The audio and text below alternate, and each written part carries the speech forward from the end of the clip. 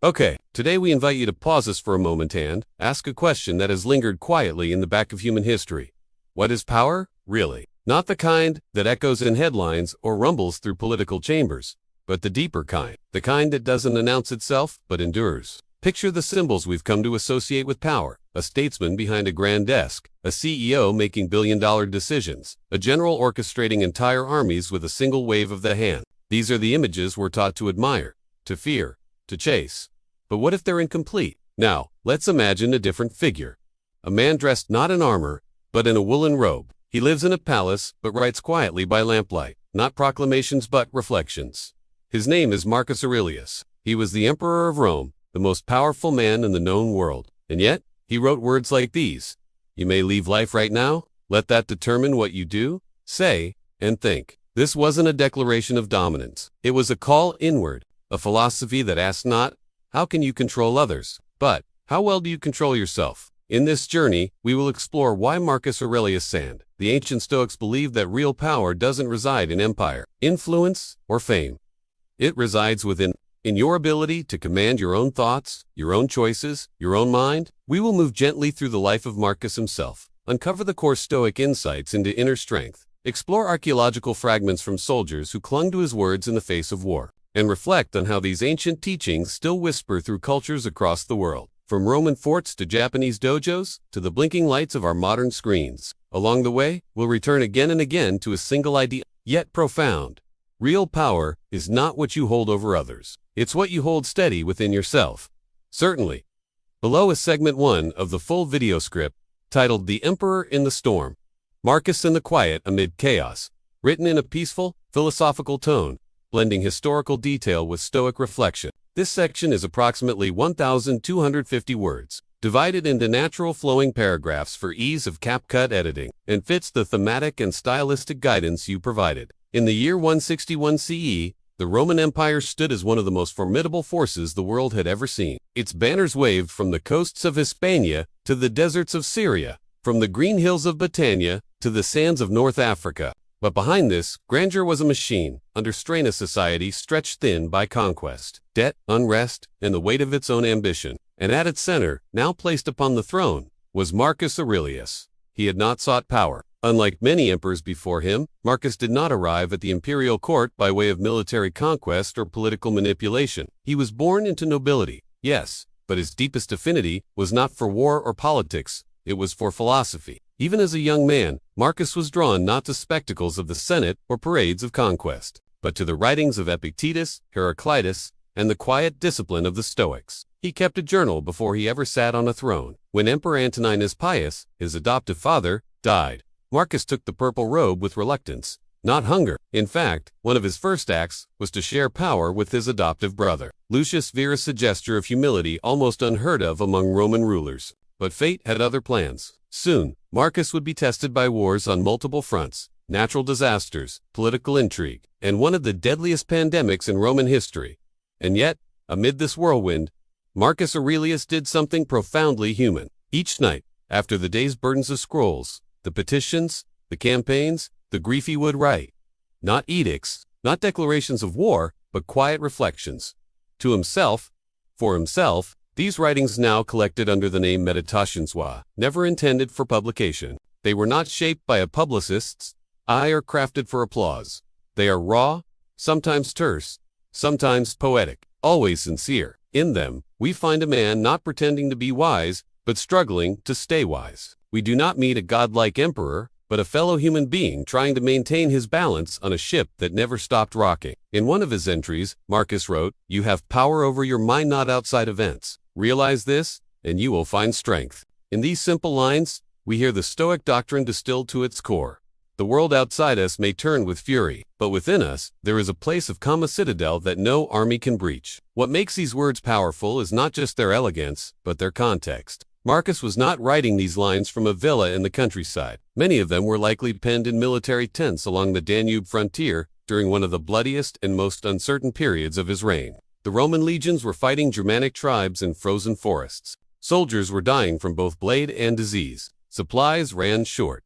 The empire teetered. And yet, in the cold silence of camp, Marcus would sit by lamplight and write to himself, The impediment to action advances action. What stands in the way becomes the way.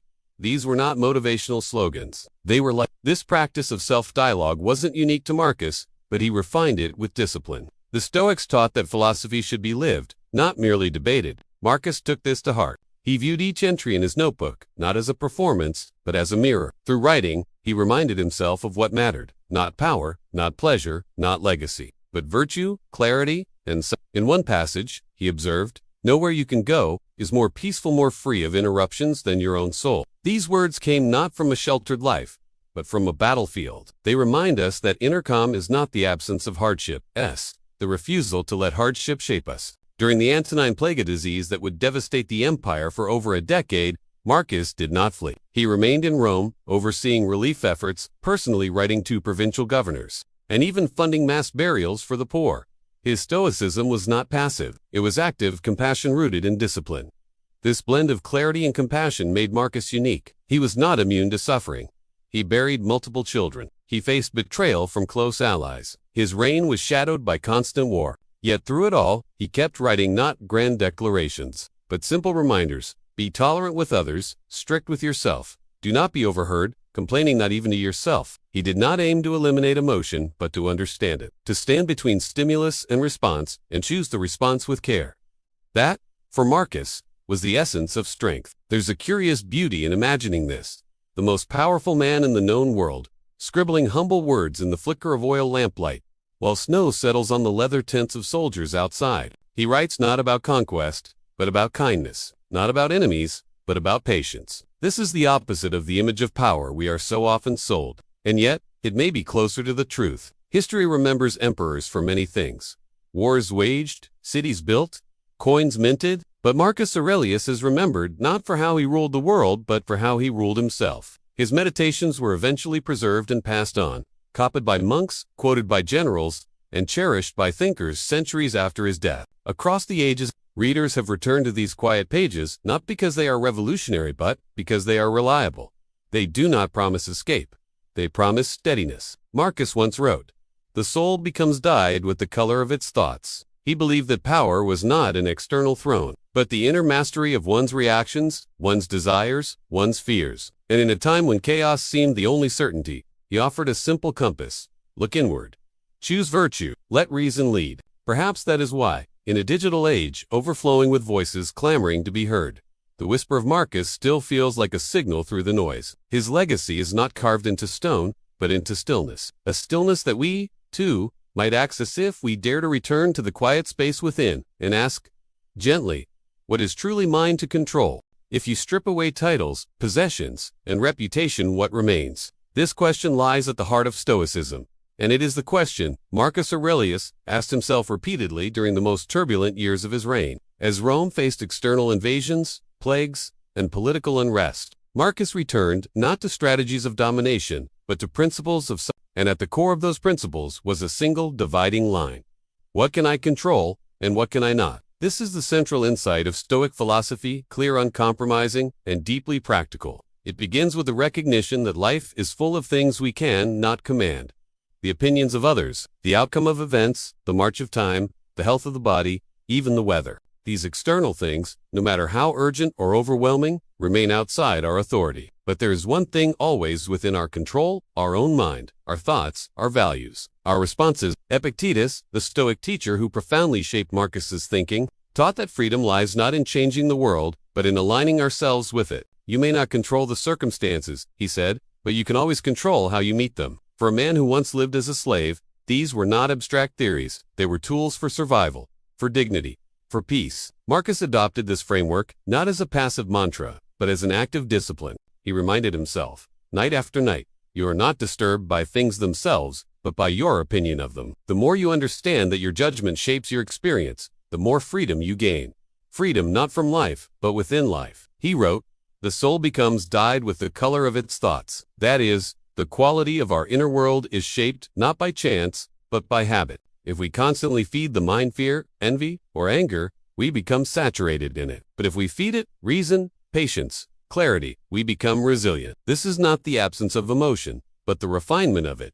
The Stoic does not reject feeling. They elevate it through reason. This approach was tested constantly in Marcus's life. During the Antonine Plague, a disease that swept through the empire for more than a decade, he remained in Rome while others fled. He oversaw supplies, organized relief, and watched friends and family die. Amid all this, he continued his nightly reflections, writing not about power or survival, but about justice and the importance of serving others without complaint. To the Stoics, virtue was the only real good, and virtue meant living according to nature, not the natural world as scenery, but human nature as rational, social beings. To be virtuous was to act with wisdom, courage, justice, and self-control no matter the circumstances. Wealth, status, and pleasure might appear desirable, but they were never to be mistaken for the goal. Marcus put it simply, a man's worth is no greater than the worth of his ambitions. If you aim for external validation, your peace will rise and fall with the opinions of strangers. But if you aim for inner harmony, no loss or insult can truly harm you. This doesn't mean becoming detached or cold. On the contrary, the Stoic engages fully with the world but without becoming a slave to it. This inner sovereignty is what the Stoics meant by power, not dominance over others, but dominion over the self. Not the ability to command armies, but the ability to command your own attention, your own habits, your own choices. For Marcus, this kind of power was far more lasting than any throne. It was something no enemy could take, and no circumstance could diminish. And he was not alone in this insight. Across cultures, we find similar wisdom. In the Tao Te Ching, Lao Tzu writes, "Mastering others is strength. Mastering yourself is true power." In the Bhagavad Gita, Krishna teaches Arjuna to act without attachment to outcome. In early Buddhist teachings, the concept of equanimity Upaka describes the calm mind that remains centered amid gain and loss, praise and blame. What unites these traditions is the belief that the deepest strength is not reactive but rooted. It does not push against the world in anger, but moves with it in acceptance and clarity. The Stoics were not seeking control over fate, they were seeking alignment with reason and nature, even when the tides turned against them. Marcus knew this practice was not easy. He did not pretend to have mastered it. In fact, many entries and meditations read like reminders to a struggling student. Stop allowing your mind to be a slave. Don't be overheard, complaining not, even to yourself. These were not proclamations of superiority. They were efforts to stay upright in the face of exhaustion, grief, and doubt. Through these daily reminders, Marcus developed a kind of mental muscle memory, a reflex of reflection. He trained himself to pause, to assess, to respond with intention rather than impulse. He understood that a man might govern provinces, yet fail to govern his own temper. And that failure, in the eyes of the Stoics, was far more serious. It's tempting to think of this discipline as something ancient, distant, even unrealistic in today's fast-paced world. But if anything, it's more urgent than ever. In a digital landscape driven by distraction, where every opinion is amplified and every emotion monetized, the ability to pause, reflect, and respond deliberately is nothing short of revolutionary. Imagine, in this environment, someone who does not chase every argument, who does not feel diminished by criticism, who chooses when to speak and when to remain silent. That person may appear quiet, but they possess a strength far beyond what's visible. In the Stoic sense, they are powerful. That is what Marcus Aurelius modeled. He wore a crown but never let it define him. He faced betrayal but never let it embitter him. He carried immense responsibility but never stopped returning to the question, what is mine to control? And in answering that question, again and again, he shaped a life that was not just powerful, but profoundly free. In the dense forests and frozen frontiers of northern far from the marble halls of Rome, a quiet discovery was made. Buried beneath layers of damp soil and fallen oak leaves, archaeologists uncovered what looked like the remains of an old wooden fortress. Its beams collapsed, its posts rotted with time. But within this humble site lay something extraordinary. Thin slivers of wood, inked with Roman handwriting. They were writing tablets nearly 2,000 years old, letters from Roman soldiers stationed at the edge of empire, known today as the Vindolanda tablets. These fragments offer an intimate glimpse into the lives of ordinary men who lived and died in the distant shadow of Marcus Aurelius' Rome. They speak of mundane things, shipments of socks, complaints about beer, letters to family, but among them, historians found something else: fragments of Stoic philosophy, carefully copied and exchanged among soldiers.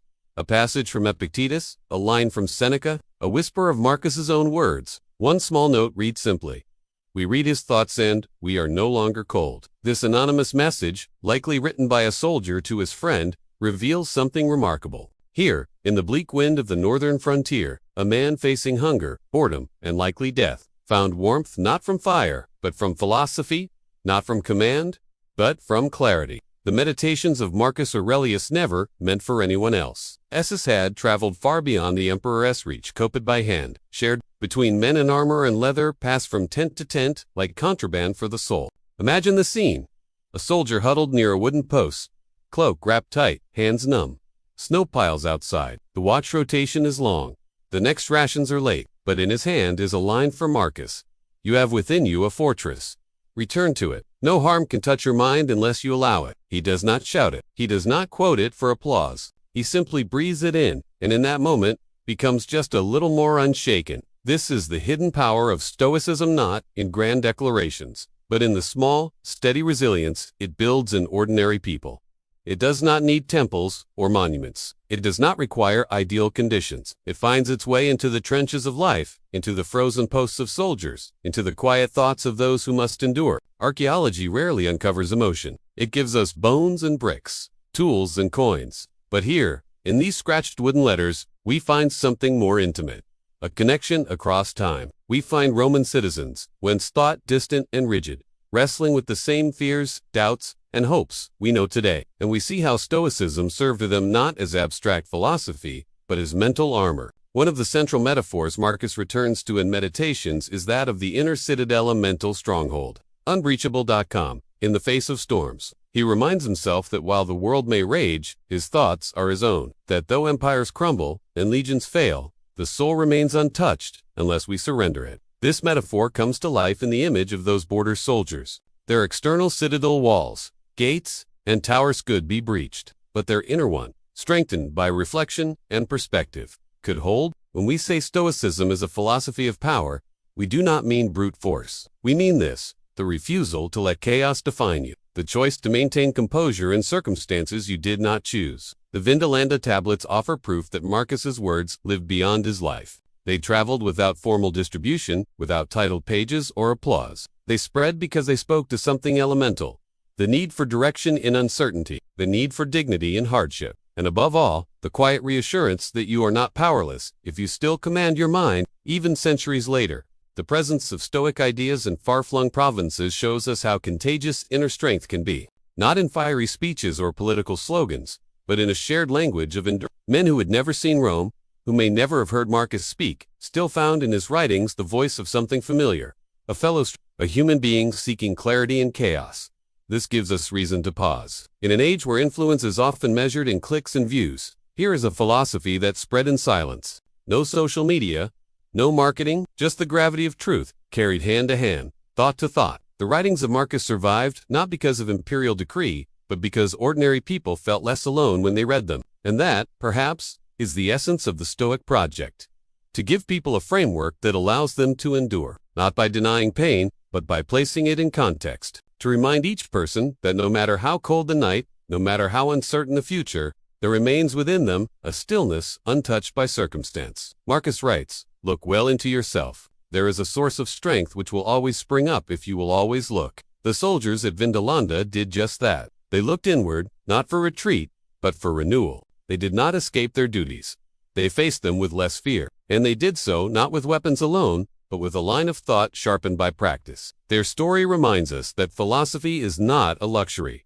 It is a survival tool, and in the harshest of environments, it may be the only true shelter. Even now, when archaeologists sift through the soil of forgotten forts and distant outposts, they find more than artifacts. They find echoes of minds trying to stay upright, echoes of discipline practiced in silence, echoes of Marcus reminding himself, by extension, us that real power begins when you master the space between stimulus and response. So perhaps when we next face our own cold-winded moment of stress, a sharp word, a difficult choice, we too can remember: there is a citadel within, not made of stone, not marked on any map, but real. And in that place, warmed not by fire, but by understanding, we can stand just a little straighter. We can endure with grace. We can act with intention. And in that act, that refusal to be ruled by the world, we claim a power that no empire ever offered. A power that, like those tablets, endures, not because it is shouted, but because it is true.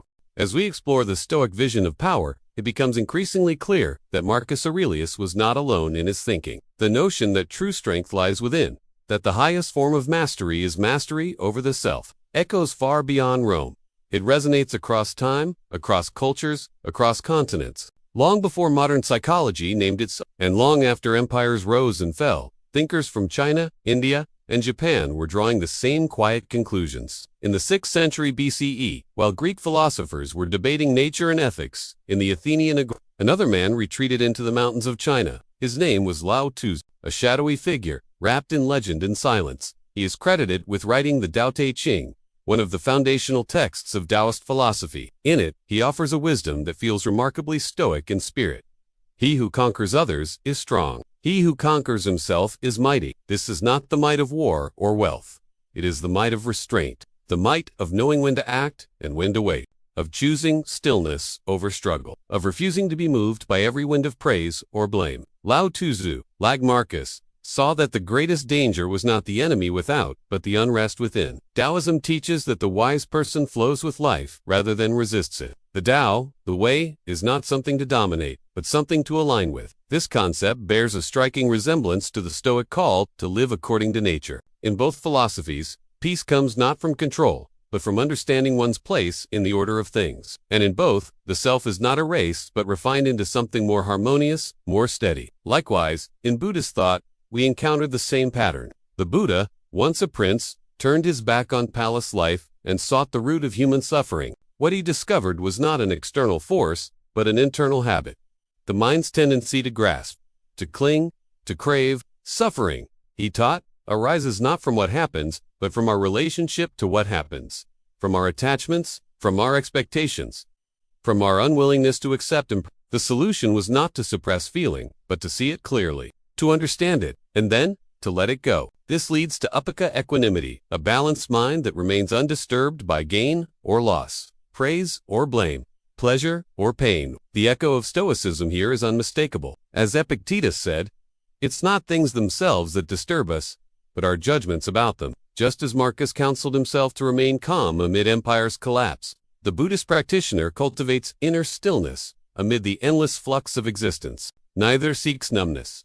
Both seek clarity. Both ask the individual to take responsibilities. Even in Japan, centuries later, these principles would find a new form in the code of the samurai. Known as Bushido, the way of the warrior, this code emphasized not just martial skill, but spiritual poise. A true warrior, according to this path, was not one who triumphed in battle alone, but one who had already conquered fear, ego, and doubt within himself. In some schools of Japanese martial arts, students are taught that the highest form of combat is not fighting, but choosing not to fight. The goal is not to defeat the opponent, but to remain unshaken by him, to see clearly, to act without panic. This is not weakness. This is the deepest kind of power, the kind no blade can touch. In Aikido, for example, the practitioner does not meet force with force, but blends with the attack, neutralizing it through harmony and precision. The Masters.com is his greatest weapon, and behind that calm lies years of emotional discipline, ethical restraint, the very same inner work that Marcus Aurelius engaged in each night with his pen. These parallels across civilizations are not coincidences. They are signals, markers pointing to something universal in human experience. Whether born in Rome or Kyoto, whether shaped by Western reason or Eastern intuition, the wisest among us come again and again to the same conclusion, that the one who governs himself is the only one truly free. It's tempting to see these ideas as abstract, as something for monks or philosophers, but they are deeply practical, because life, whether in a palace or a village, whether under empire or democracy, always confronts us with the same challenge. How will you respond to what you cannot control? You lose your job, a friend betrays you, a diagnosis arrives, a storm floods the streets. The external events vary, but the inner work remains the same. Will you panic or pause? Will you cling or release? Will you react blindly or respond with wisdom? And this is where these philosophies, despite their differences in language and metaphor, offer us a map. Not a map to avoid suffering, but a map for navigating it with dignity. Not a formula for control, but a formula for peace. When Marcus spoke of the inner citadel, he was not describing isolation. He was describing readiness. Readiness to face life as it is, not as we wish it to be. The same readiness appears in the Taoist's flow, in the Buddhist stillness, in the samurai's composure. All of them, in their own cultural language, teach this. Power does not mean avoiding life's blows. It means absorbing them without losing yourself. Perhaps this is why so many spiritual and philosophical traditions encourage silence, solitude, or still reflection, because in that space, far from applause or alarm, we confront our raw, unedited selves. And there, if we're honest, we see where our work lies. Not in controlling others, not in mastering fate, but in governing the only territory we truly possess, our mind. These truths are ancient, but they remain urgent. In a world of overstimulation, where every click pulls attention outward, reclaiming the inner domain is an act of resistance. Choosing stillness over noise, clarity over reaction, simplicity over grasping ease, are not outdated ideals. They are necessities, and they are not reserved for sages. They are for you. For anyone, for the one sitting in traffic, for the one scrolling late at night, for the one facing loss, or transition, or doubt. Because in that very moment of discomfort, you have a choice. And in that choice lies your strength. Lao Tzu, the Buddha, the Stoics, the samurai, all whisper the same thing. Return to yourself. There is something still and powerful there. Not loud, not showy, but enduring. It's easy to forget, but we can remember. With practice, with patience, with presence. If Marcus Aurelius were alive today, he might not be seated in a marble forum, wrapped in a toga beneath Roman columns. He might be sitting at a desk, staring into the glow of a screen, quietly watching the world scroll by. And perhaps, he would write something familiar in his journal.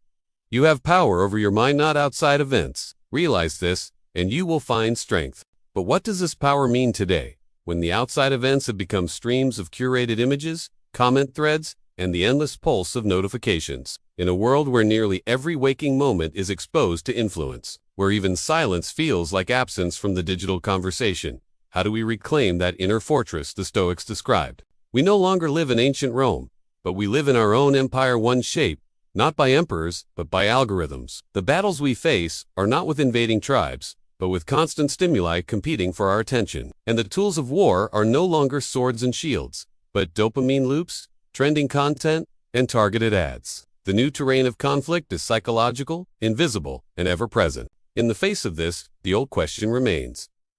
Who is in control? For the Stoic, control begins not by managing the world, but by managing attention. Attention, after all, is the gateway to the mind. Whatever occupies it, shapes it. Marcus knew this. He warned himself not to let his soul become colored by the chaos around him. In our time, this warning feels even more urgent. Every moment spent in reactivity, scrolling mindlessly, reacting emotionally, comparing reflexively, a moment surrendered.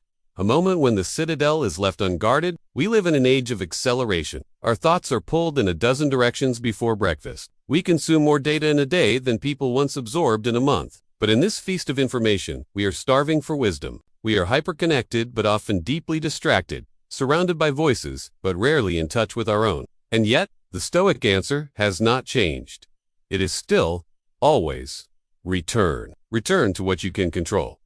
Return to what is essential. Return to the breath, to the thought, to the present moment. This is not retreated, is recalibration. Consider how often we reach for our phones in moments of stillness.